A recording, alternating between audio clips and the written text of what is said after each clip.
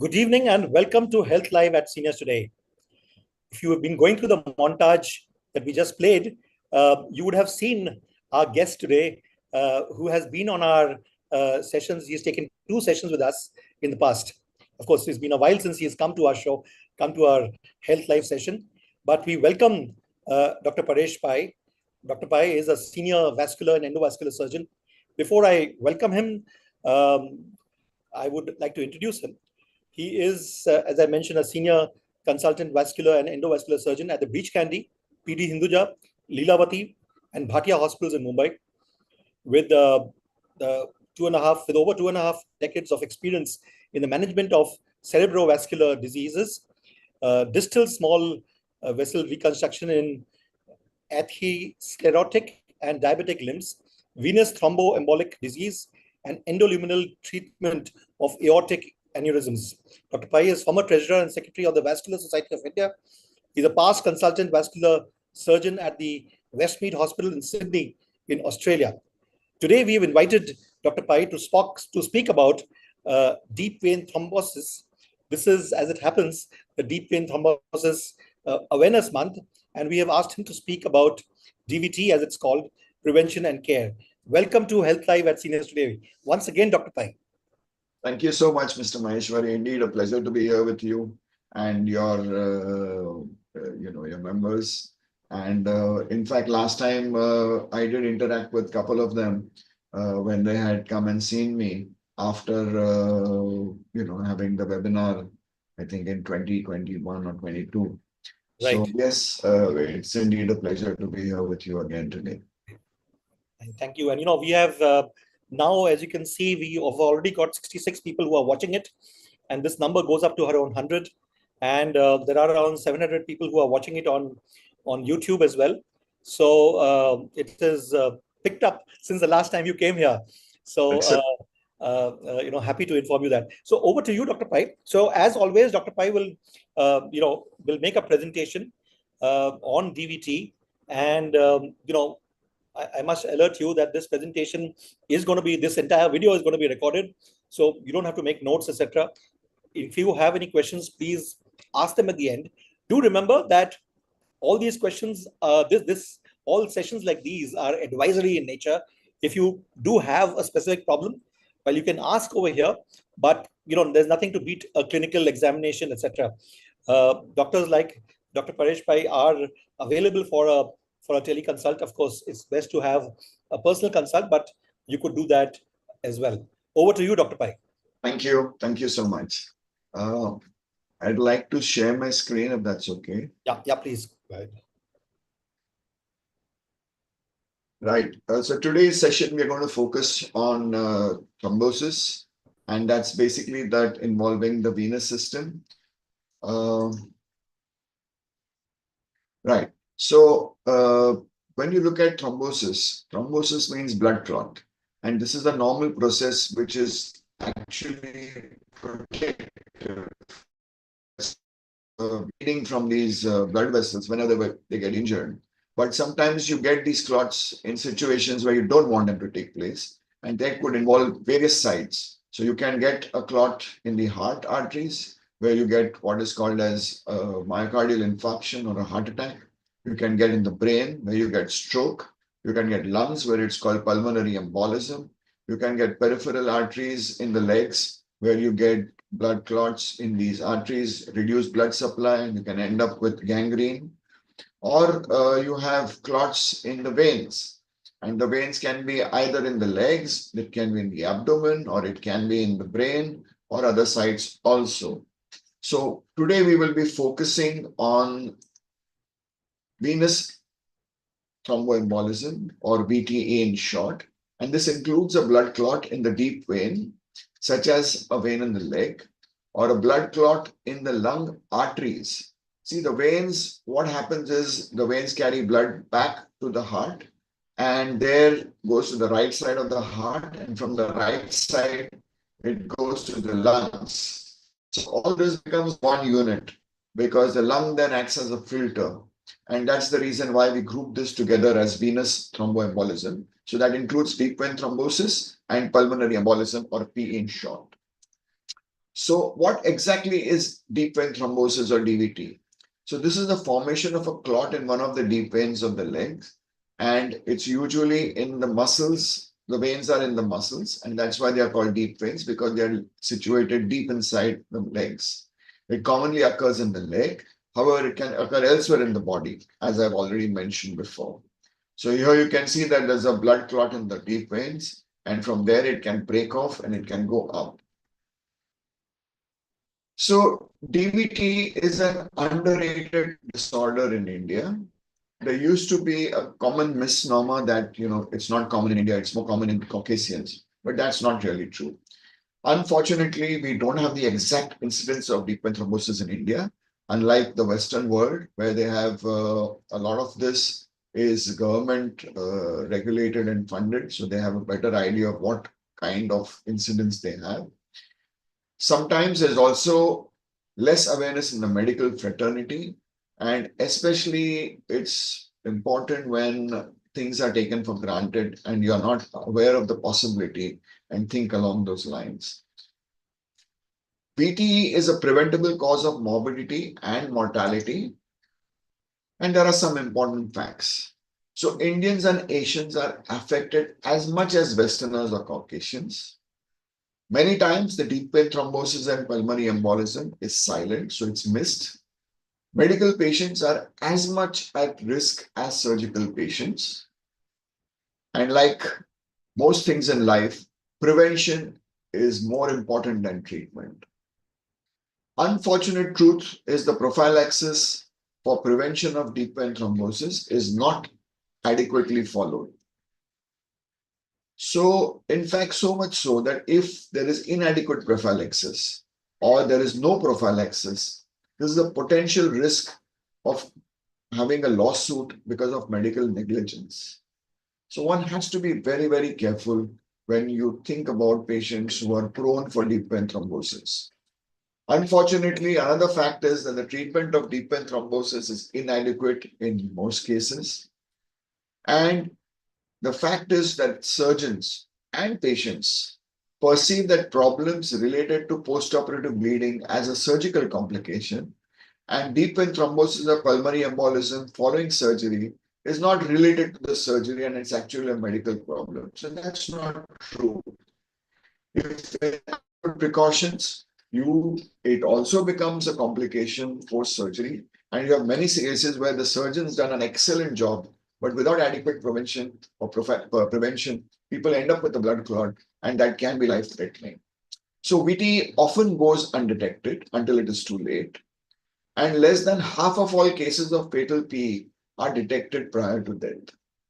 So approximately 80% of DVT is clinically silent, and it's the proverbial iceberg where you see only 20% outside and 80% is hidden inside.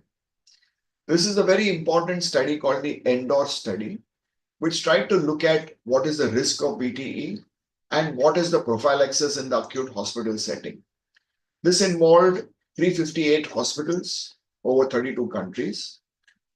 The patient at risk of VTE, overall risk was about 52%, of which majority 65% were patients in the surgical ward and about 41.5% in the medical ward. Interestingly, patients who ended up with DVT, you found that 45% of surgical patients had DVT and 55, so 10% more in the medical ward had ended up with DVT. DVT prophylaxis was overall used in almost half of patients.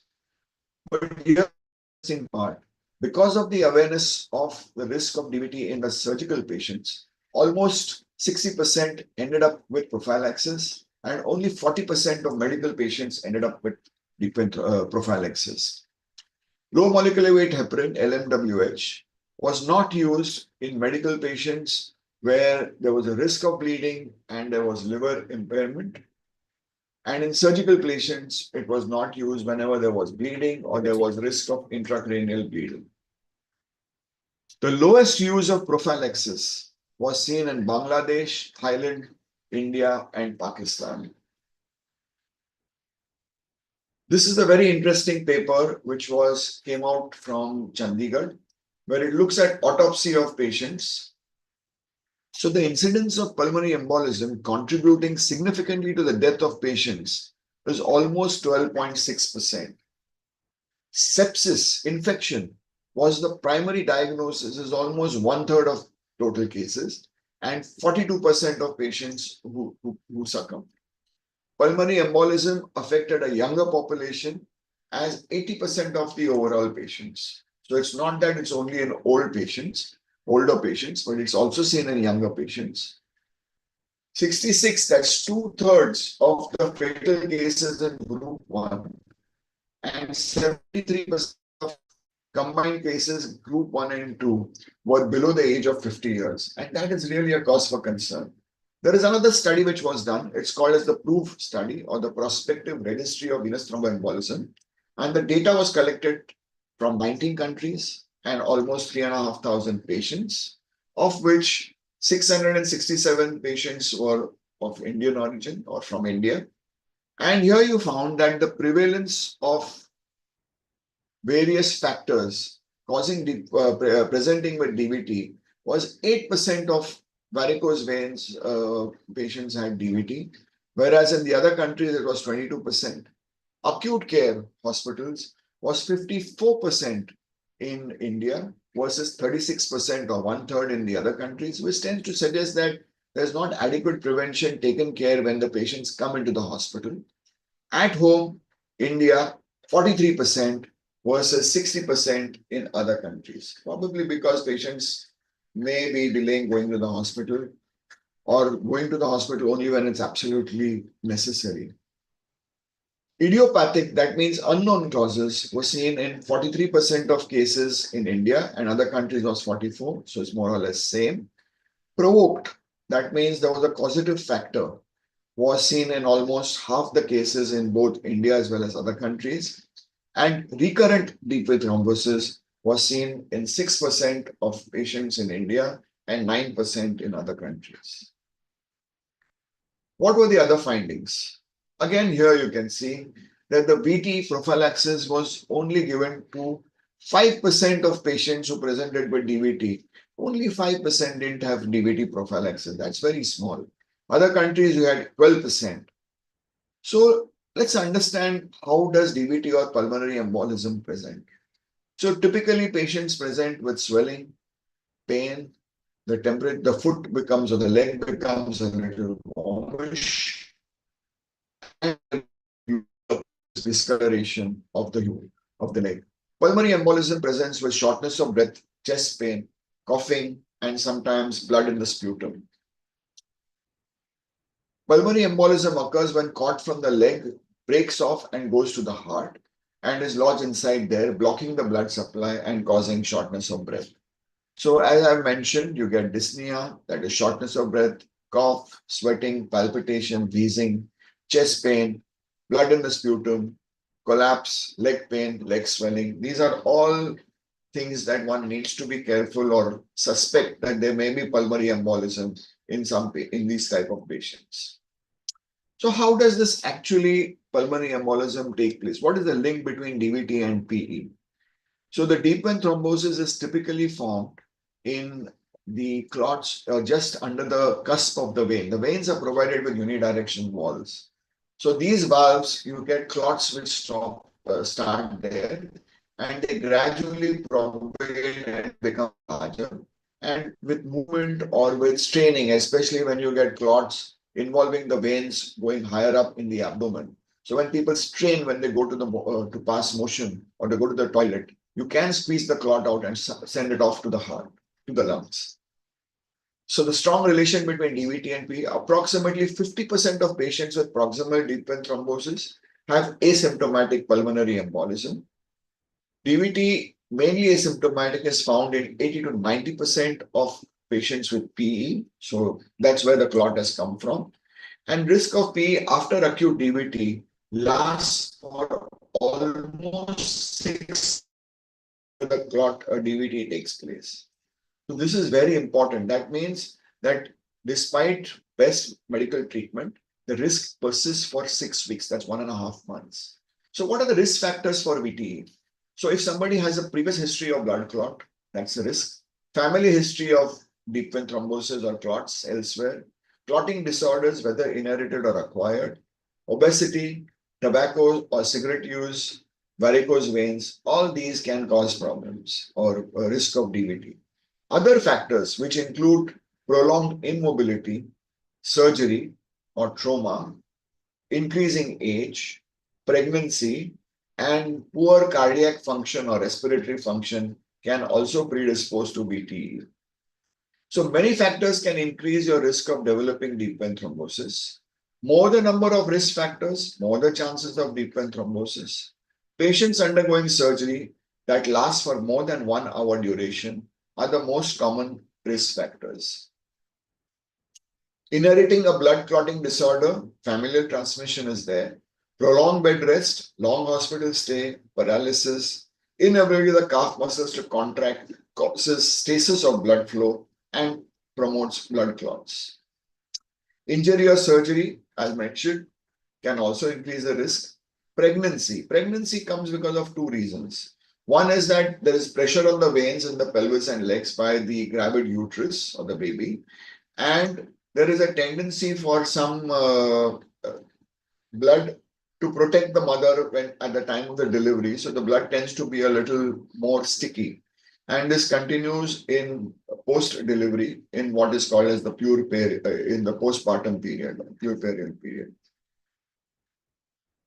Other causes include drugs or medicines like birth control pills or oral contraceptive pills or hormone replacement therapy. Obesity increases the pressure in the veins in the pelvis and legs, can also cause clots. Smoking affects blood clotting and circulation. And cancer. Some forms of cancer increase the amount of blood clotting factors in the blood. And this is something called as cancer-associated thrombosis. Heart failure. Limited heart and lung function causes blood to clot in the veins. Age of puts you at higher risk.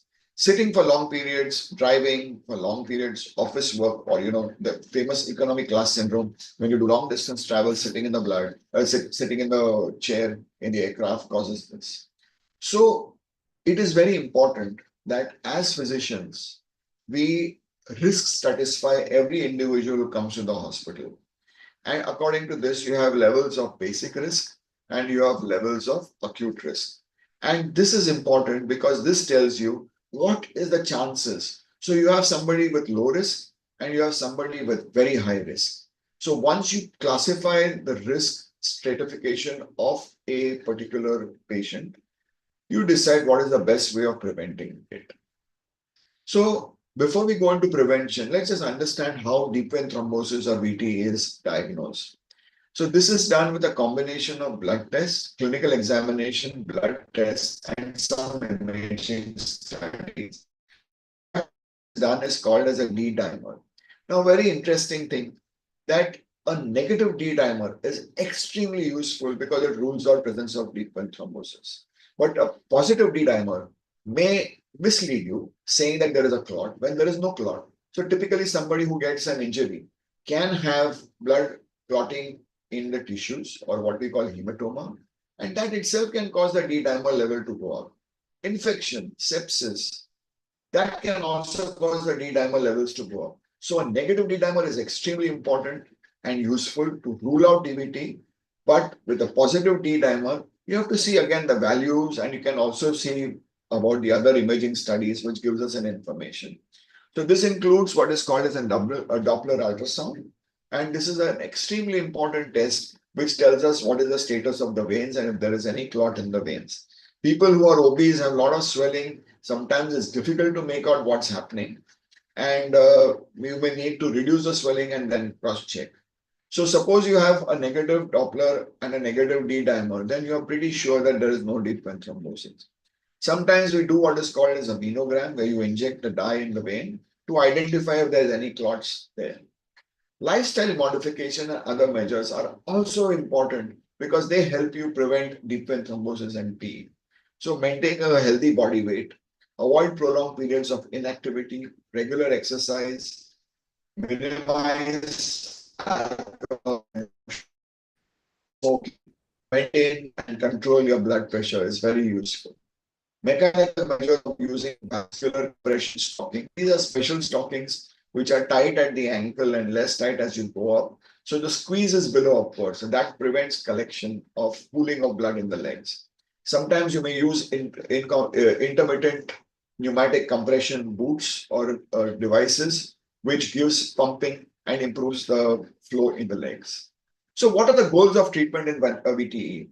So one is prevent an existing clot from getting bigger, prevent the formation of new clots, provide symptomatic relief, give cosmetic improvement, prevent a clot from breaking off and traveling through the bloodstream into the pulmonary circulation, and minimize or prevent long-term complications. So these are the objections. So to this, prevent DPT, prevent thrombus formation, extension, prevent pulmonary embolism, the disease, post-thrombotic syndrome, and prevent pulmonary hypertension. So again, if you remember, I had mentioned that depending upon the level of risk, you decide how you do. So if the risk is low, you don't need to do any special prophylaxis. Moderately risk, you use anticoagulation, use stockings, use compression devices. High risk patients, you give a higher dose of heparin with compression stockings. With very high risk, you give a much higher dose of anticoagulation with intermittent pneumatic compression. So this is that pump which I was telling you about. So prophylactic, see to it that you take the proper medications that have been advised by the doctor. Avoid sitting still for long periods. Try to get moving as quickly as possible. Try not to sitting with your legs crossed or with the legs bent. If you can't stand, then at least exercise legs. I will show you how. So here you can see that you can do lift your toes and lift your heels. That improves, that is activating the calf pump, and that sees to it that the blood keeps flowing and doesn't stagnate there under the valves. Food pump exercises are as mentioned here. Lifestyle changes involves losing weight, quitting smoking, getting regular exercise. Now treatment options. Now there are two or three factors that we consider. First is whether the patient is young or an old, because your treatment options will change, because in the older patients, the risk of having complications is more with the treatment. Then it depends on whether what is the onset of presentation. Is it an early onset? So that is within 7 to 15 days. Is it subacute? That means 2 to 6 weeks. Late presentation when it's more than 6 weeks. Also, we see what is the extent of deep vein thrombosis. Is it involving only the calf veins? Is the calf veins and the thigh veins involved? Are the pelvic veins, or is there a pulmonary embolism? Then severity of symptoms and the response to simple treatment also helps us decide what's the best treatment options. So this involves anticoagulant drugs. We do what is also called aspiration thrombectomy and thrombolysis. So here we use various devices or a catheter to suck out the clot and then leave a medicine which dissolves the clot.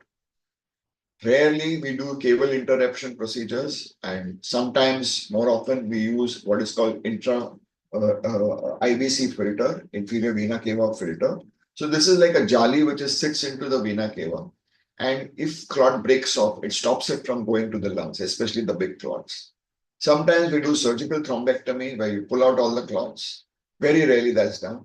There are other essential measures which can be used, which includes using class 2. Class 2 means tells you how tight the stocking should be. Graduated compression stockings. Sometimes we also do a thrombotic profile, or if we suspect that there's a chance of malignancy, we check for malignancy. And there are many patients who present it not with the malignancy, but present with deep vein thrombosis or pulmonary embolism. And on checking, we find that they have a malignancy somewhere. At a later date, we also check for treatment of the stenotic or occluded iliac veins, so that you improve the venous return from the legs to the heart. We correct deep venous reflux, and we also correct reflux of the superficial and the perforator veins. So what is the need for anticoagulation therapy? The simple thing that whenever there is a small clot, it starts a chain reaction. This is a trigger factor. It affects the calcium and what is the thrombin, and this causes a net to be formed and the blood clot to start increasing. So typically this is called propagation of the clot. Propagation of. So anticoagulation by thinning the blood results in reducing the risk of further clot formation. So what is the ideal upfront therapy? We'll look at that. When to start warfarin or NOAC is also what we look at. So normally in the old days, we used to use unfractionated heparin, which is a basic form of heparin, where it's given as a bolus and as a continuous infusion. And you monitor to see whether the blood is adequately thrilled or not. So this is quite a bit of a pain because you have periods where the therapy is going on, but the anticoagulation is not adequate. So then you have to adjust the dose. So there's a lot of time wasted. There are other options now, which is called low molecular weight heparin, where we use based on your body weight, we decide the dose. And that is very good because that does not need to be monitored the way you do unfractionated heparin. There are other drugs also called fondaparinux, where you can use, which is given as a single dose per day. And we have newer oral anticoagulants or non-vitamin oral anticoagulants, vitamin K antagonists. These are oral medications, and this has revolutionized how we do the treatment now. So here again, you have an option of using either vitamin K antagonists like warfarin or acetron, and you have the newer anticoagulants like dabigatran, apixaban, rivaroxaban. Word of caution here. As a principle, we never start with just warfarin or acetron. We start with a low molecular weight heparin, and then we start warfarin so that the blood becomes sticky. The blood becomes thin first. Warfarin, what it does is that initially you get a period of hypercoagulability, that means more clotting, and then it becomes it starts anticoagulating. So that is the reason why we start with low molecular heparin first, and then we monitor and check whether the warfarin effect is adequate before stopping the low molecular heparin. So now there is much easier way of doing it, provided the patient is able to take oral anticoagulation, and secondly that the kidney function is good. So the advantage of these newer oral anticoagulants is that there's no monitoring required. You don't need to do blood tests again and again to see whether the blood is adequately thin. You don't need to change the dose.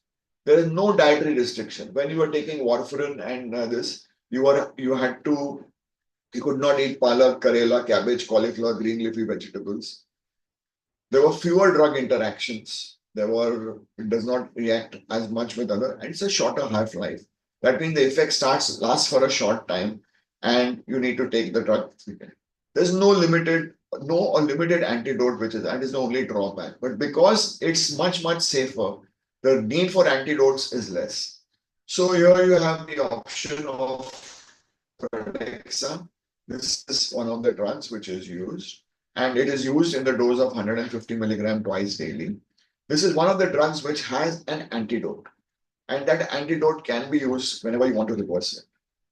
You can use different doses depending upon whether it's for hip surgery or for knee surgery, or if special population where you can reduce the dose, especially if you have patients with more than 75 years of age, or if the renal impairment is not, or patients are taking some special drugs like amiodarone or verapamil.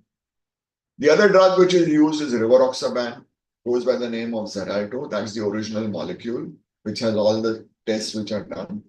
Here we start with 10 milligrams. So you don't need, in dabigatran, you need to give low molecular weight heparin first and then change to dabigatran. In Xarelto and the other drug which will follow now called apixaban, you don't need. You can start with the drug. You start with a higher dose. You start with 15 milligrams twice daily. And then once after 3 weeks or so, you reduce the dose to 20 milligram once daily. For prevention, you use 10 milligrams once daily, and that works and is very safe. The other one is apixaban, also called as so that also goes very well. So it starts with 10 milligrams twice daily for 7 days, and after 7 days, you reduce the dose to 5 milligram twice daily, and that works very well. This has a much higher safety profile as compared to rivaroxaban or dabigatran. And it's also the drug of choice if you have somebody with renal impairment or you have somebody with cancer. After 6 months, if there's no cancer, you can reduce the dose to 2.5 milligrams twice daily. and that can go on for life or for a longer period. So this kinds of gives you a summary of what the whole options are. Enoxaparin, low molecular weight heparin is given in the initial phase, and then you change to dabigatran or warfarin. And extended you give for a continue with the same dose. Or if you are sticking to only one drug and oral preparation, you use apixaban or rivaroxaban, as mentioned before. So what are the treatment options for VTE? Okay. So besides anticoagulation, there are other things that can be done. So if the clot is very big, if there is a lot of swelling, responding to anticoagulation and other treatment, you have the option of sucking the clot out. So it's called aspiration thrombectomy. And this is a special catheter which is used to suck out the clot. Or you have special devices called mechanical thrombectomy, which is used. And we also use thrombolytics, where the drug is delivered directly into the clot and dissolves the clot. As I mentioned before, you can also add an inferior vena cava filter, which captures the clot and prevents it going to the lungs and reduces the risk of death. So this is one patient where we used aspiration thrombectomy.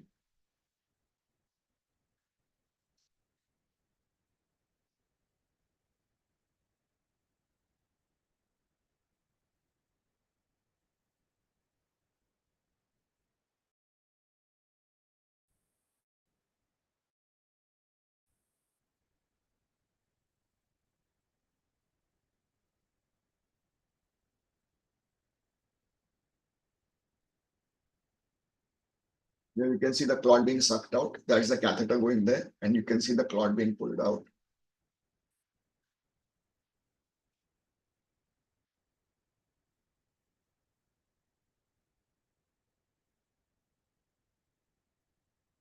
Sorry, my mouse is high. Yeah. Here you can see that after we have cleared the clot, once we clean out the section, we go up and we clean out the next part of the clot. You can see the clot being pulled out.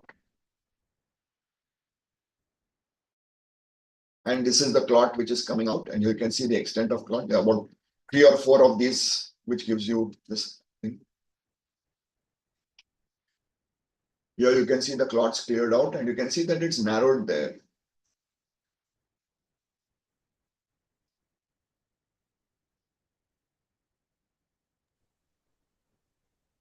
Sorry, my mouse is playing up. Yeah. Here you can see the narrowing at this point. So once we establish a through channel, we use the thrombolytic and we give what is called RTPA, which dissolves the clot. And along with that, we also give heparin to prevent new clot formation. And here you can see that the clot has cleared off and there's a narrowing here. And then we use a stent here. You can see the stent being deployed, and there's a large stent, and there is deployed so that it corrects the narrowing. Now you can see how quickly the flow is. The narrowing is no longer there. And you can see that the whole entire length of the vein is completely cleared out. So we do this not only for clots in the legs, but we also do this in the lungs. And with that, we give the anticoagulation and use either warfarin or the newer anticoagulants. We give stockings, we repeat the Doppler, repeat the CT angio, complete and confirm that there's complete clearance of pulmonary embolism. So here you can see that there is a clot there. The next picture will be much better. There you can see the clot there. So this is my neighbor who had this. That's his clot, big clot involving one side, the left side of the main pulmonary artery. And after treatment, you can see that the clot is completely cleared out. So what is the take-home message? Blood clots in legs are common, especially if one is unwell, traveling, there is infection, there is weakness or poor function of the heart or lungs, and following some surgeries. This can be very life-threatening. It damages the valves and veins after the clots are absorbed. And this can be prevented by using either pumps, stockings, medicines. Can be sucked out and dissolved if diagnosed early, particularly in young patients, because the risk of bleeding is less. And may need blood thinning from anywhere from 6 months to 2 years to even life. And now there are newer medicines which are available that are easy to use. So what I've tried to do is give you an idea that this it's a multidisciplinary team effort which gives the best results. It needs a lot of dedication and patience. And what is important is to aim high but play safe. Thank you. Thank you very much, Dr. Pai, for a very detailed presentation. Uh, as always, you have, I think, answered most of the questions that are there. We have had around 196 people right now, and perhaps a few more before. There are a few questions that have come in, and I'll just try to ask them uh, to something that you're not repeated. This is from Mr. Dinesh Paliwal. He says, what precautions to be taken while undertaking 14 to 16-hour flights, especially in the economy class for senior citizens, say above 70 years? So there are some things which are very easy to do and some things where you may need to get your doctor to help you out. So generally long flights, see to it that you wear compression stockings so that you speed up the flow. See that you drink plenty of fluids. The drinking plenty of fluids does two things. One is it reduces the thickness of the blood, so it dilutes it. And second is because of drinking plenty of water, you are forced to go to the toilet. So naturally, you don't sit in one place. You have to go to the toilet and come back. So that itself becomes an action and prevents the deep vein thrombosis. Now, if somebody has a special case where there is heart function which is affected or lung function is not very good, so in those cases, we can use either Xarelto in the dose of 10 milligram once daily, or we use apixaban, which can be given as 2.5 milligram twice daily. So once a day dose is much easier to take, and you can take it for 2 or 3 days. So one day before you start your flight, the day of the flight, and then you can take it for a day or two after. So all that helps you prevent deep vein thrombosis during long travel. Right. And Thank of you. course, the exercises, which I told you about. There's a question from Radha who asks, are varicose veins and spider veins the same? Yeah, it's spider veins are the very, very early form of varicose veins. And they are either spider veins are called telangiectasia, and they are just involving the dermal part of it. And generally, they may be associated with veins under the skin in the subcutaneous tissue or the fat.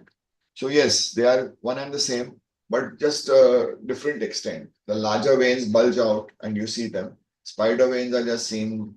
Spider veins can also be seen following hormonal changes.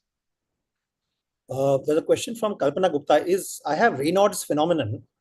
Is it similar to what you're discussing now? No, not at all. Raynaud's phenomenon is a phenomenon where there is, see, normally when you're exposed to cold, the body tries to conserve heat. So it does that by causing the veins to narrow down or go into spasm. Now, sometimes the spasm that you take place, or more than spasm, it's a compression. So sometimes the response is exaggerated, and that causes the foot, the end usually is either hands or legs, whichever is exposed, causes the digits to become white or sometimes even blue, and it can be very painful. And normally, once you get out of the cold, this is supposed to be relaxed. But in the exaggerated form in Raynaud's, it persists for a longer period. So the simplest thing to do is put your hands in, either warm the hands or put it in a bowl of hot water. Not hot enough to cause burns, but not lukewarm. And that causes the veins to reopen up or the blood vessels. So it's mainly arterial rather than venous. There's another Raynaud's. question from Bomi who asks, Doctor, for varicose veins, should we wear compression stockings throughout the day or only when outdoors? So ideally, it depends on the extent of the veins and what you're doing. So typically, if you're standing or if you're sitting for long periods, you should ideally wear stockings. And you should wear it first thing in the morning and remove it last thing at night. You don't need stockings unless you're partying and you're standing for long periods. If you're lying down, you're eliminating gravity. And that is the reason why the stockings are not useful at that time or not required in that situation. Doctor, one last question from Vijay Ganduri, who asks, is aspiration thrombostomy done under sedation? Can this be repeated if required? And what's the success rate of cure or recovery? So, very good question. So, before you do the aspiration thrombectomy, what we do is we put a filter so that if at all you're removing the clot and a clot breaks off and it's not picked up by the catheter, so there's a risk of it going up. So that is the reason why you put a filter first. Secondly, is you clean it up. You can do it as many times as you require, but if it is done properly, then generally the need to do it again is less. Another factor is whether this is the clot which taken place the first time or this is an acute on chronic. If it's an acute on chronic, in other words, if the clot is old, it becomes very hard and does not uh, cannot be sucked out or cannot be dissolved. So therefore, it's important to know the age of the clot, and that you do by finding the history as well as by your ultrasound findings, which can age the clot. So fresh clots are what are called echolucent. That means they look black. They don't give much echoes. Whereas old clots give you echoes back, and therefore you can make out the age of the clot. Doctor, this is one question, and this is a final one, which is from Akori Bitunjay Kumar. He says he's 73, and he says inflammation in the legs have started after sitting. Is there any advice to him? Yeah, so this typically will start if there is leakage or a special type of varicose veins, where what happens is there is high pressure in the system, what we call venous hypertension. Normally, we say hypertension is high blood pressure in the arteries. But in the venous system, you can have high pressure because of many reasons. One reason, especially in the elderly, is if there is water retention. Water retention results in high pressure, water accumulation in the venous side, and therefore you can get inflammation. You can also get because of varicose veins, or you have what is called perforator incompetence, which comes up and causes the limb to become hot, red, and then gradually becomes black.